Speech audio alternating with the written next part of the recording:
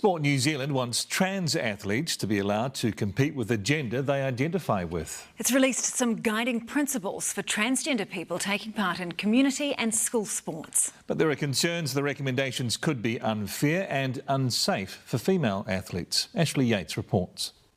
Picking up the ball and participating in community sport is something Sport New Zealand wants everyone to feel comfortable doing. We want to make sure that everyone has an opportunity to play sport and participate in a way that's safe and fair. It's developed a set of principles for clubs, schools and other sporting bodies at the grassroots level. The overarching principle, though, transgender people can take part in sports in the gender they identify with. We've got sports who are looking for some guidelines as to how they are going to deal with transgender young people that come into their environments.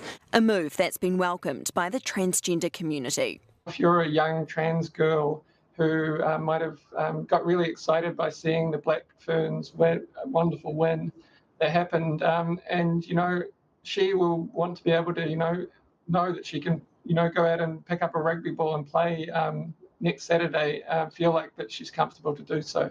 The guidelines also include practical steps sporting bodies can take, like making bathrooms gender neutral and showers private, considering the use of gender neutral uniforms, and having better education around using inclusive language. But it will be up to individual sports to decide whether to adopt them. A one-size-fits-all approach actually doesn't work. But Save Women's Sports Australasia says the recommendations could be unfair for female athletes and compromise their safety.